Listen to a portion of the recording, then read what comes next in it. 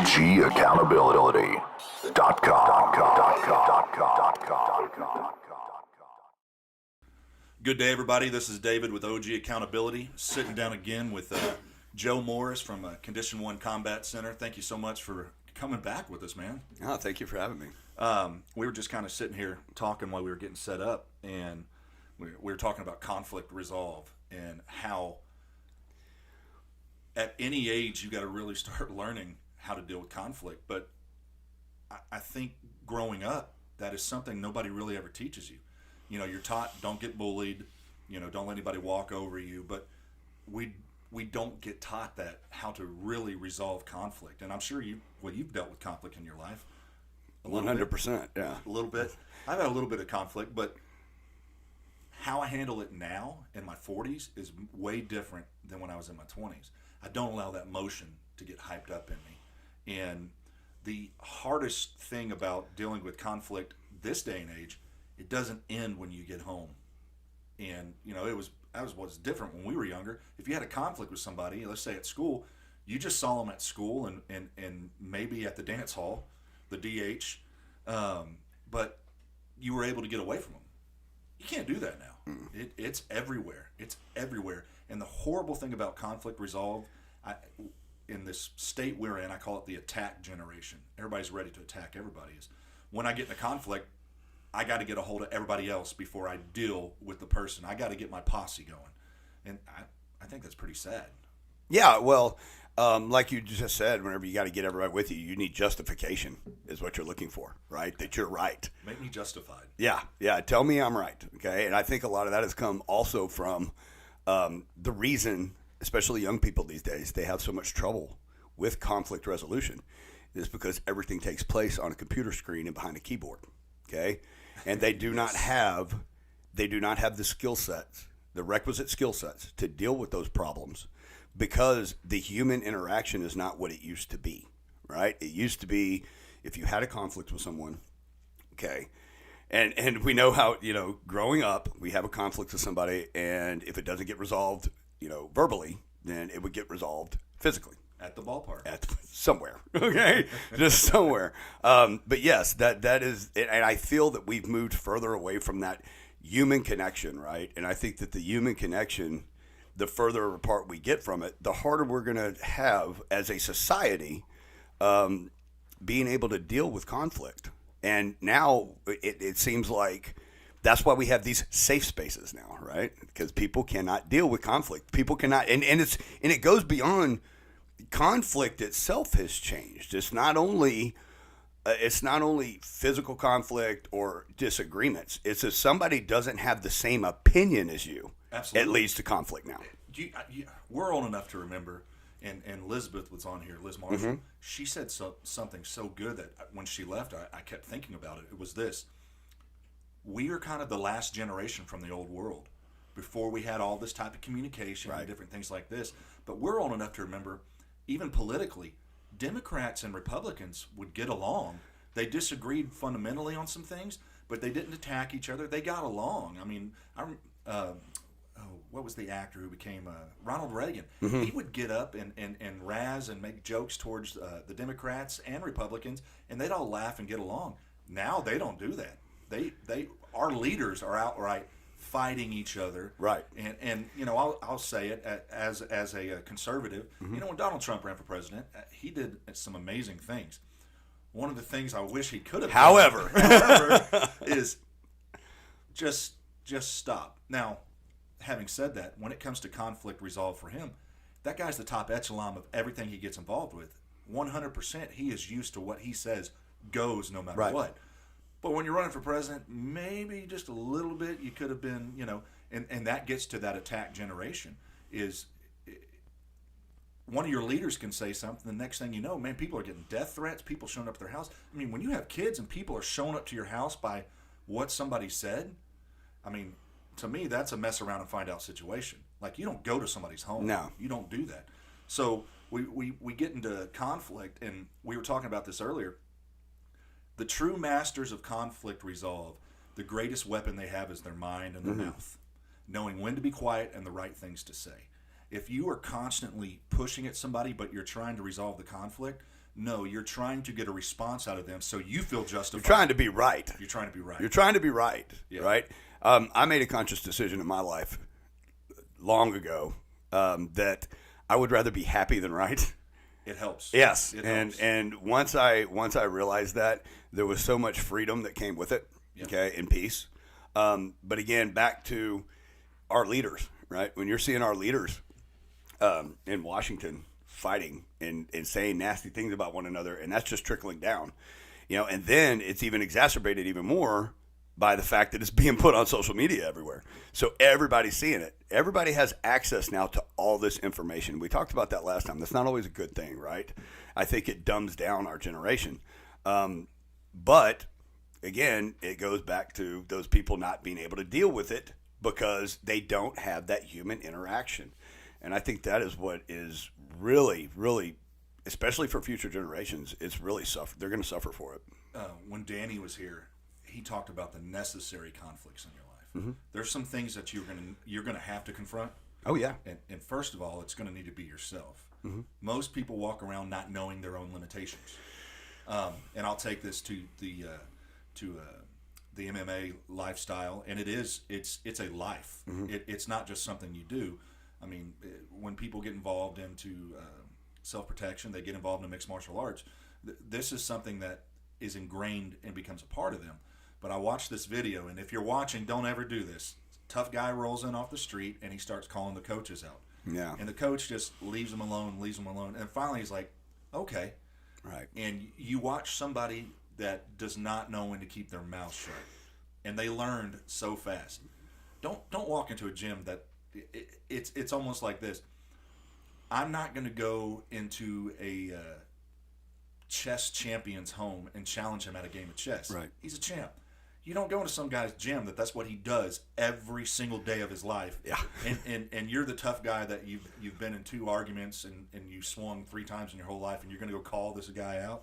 So when you get into conflict resolve and talking about necessary conflicts, there are things you do need to confront. Being confrontational, knowing when to say something. I think that is, how many times has our mouth wrote a check that our butt can't cash? How many times have... And do you want me to honestly answer that? Well, we only have 3 hours. Right. But there's times I've done and said stuff, and I'm like, oh, I wish I could take that back. Yeah, 100%. And the guys, when it leaves your lips, it's gone. And even worse now, once you hit send. Once you hit send, It's out there. It's out there. It's out there. And I've started talking about it with my daughter. I know this is a little off subject, but I'm like, hey, baby, when you get a phone, because we got her a phone at first. Well, man, she was taking pictures, nothing bad, but I didn't like them. Well, she went behind my back and she started a YouTube channel.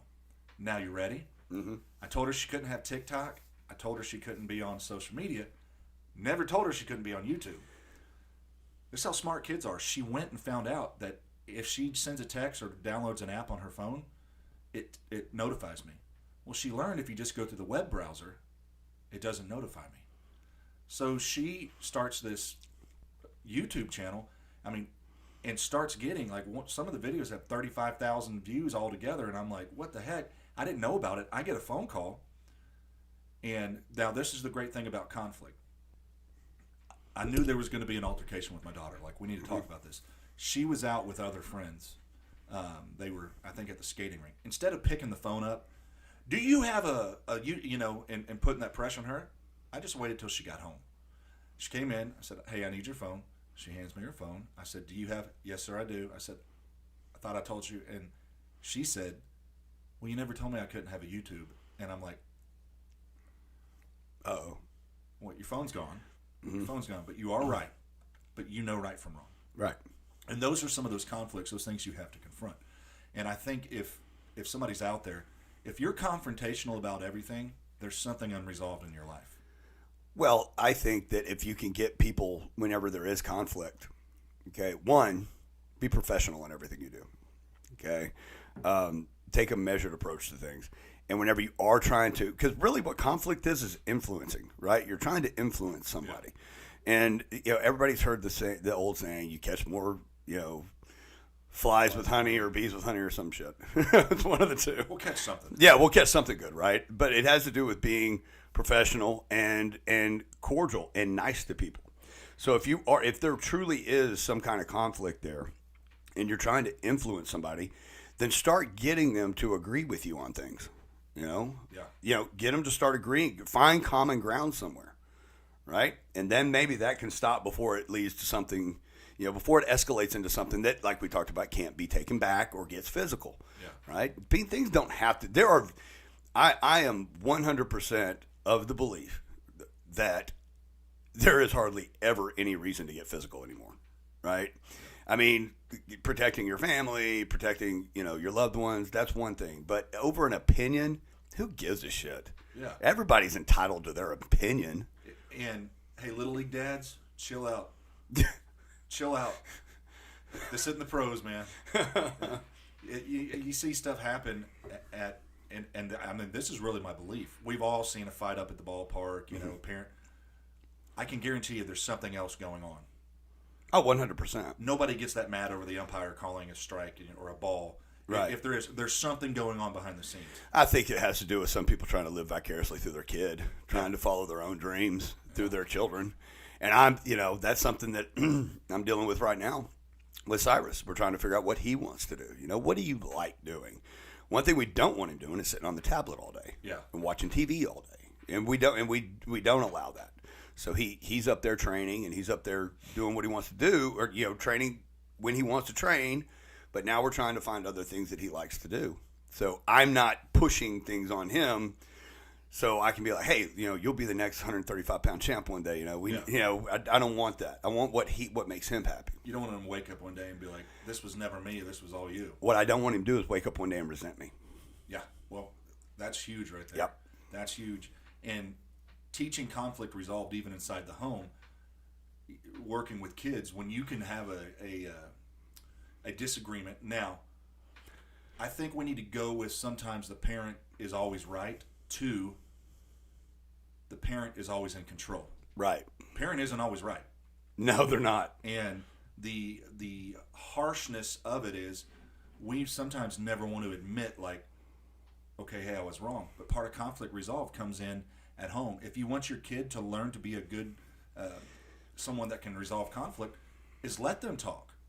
There's a difference between talking back and being disrespectful, but let them tell their side. Like, this is why I did this, instead of just coming in with anger, coming in at 100.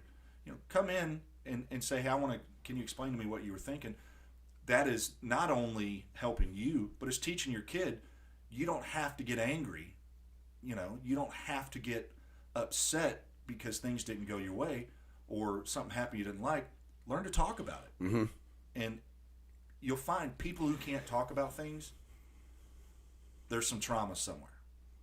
Yeah. If they clam up, and whether it's by choice or not, unfortunately, things that happen to people as kids, there's some horrific things that happen, and they grow sometimes into adults, and they still have those deep-rooted scars, and it takes a lot of purposeful work to get that part uprooted out of your life, and it may never go away, but it takes some work to get towards healing. Yeah, absolutely. And with what I try to do, and like I said, I don't want to speak for other people, but what I try to do is, especially with my son and daughter that are under my roof still, all the rest of them are grown up. But one of the things we try to do is whenever there is an issue or they have an issue come up, look, we're going to have the final say, right? We're the parents, and that's how it's going to be.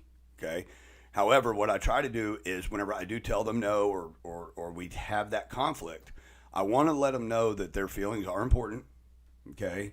I respect what they have to say and what they believe. But at the same time, if I don't agree with it, you're not going to do it, okay? That's just how it is, and I will tell them why. All right? I grew up, and it was because I said so. Yeah. Okay? Well, that kind of was like, okay, well, then that's pretty authoritarian. Well, then I'll just get to where I don't ask or tell you about it. Right, or I get scared of you, Yeah. which is even worse, right? Way worse. Way worse. And that's the last thing I want is for my children to be scared of me. 'cause I want them to be able to come to me with anything. They truly hide. They hide who they are. And 100%. Can't let dad know, Yep. And when you get faced with things, especially from kids, it's okay to let your kid sleep on it. Mm-hmm. Your kid has something going on in school. You don't have to go fix your kid's problem.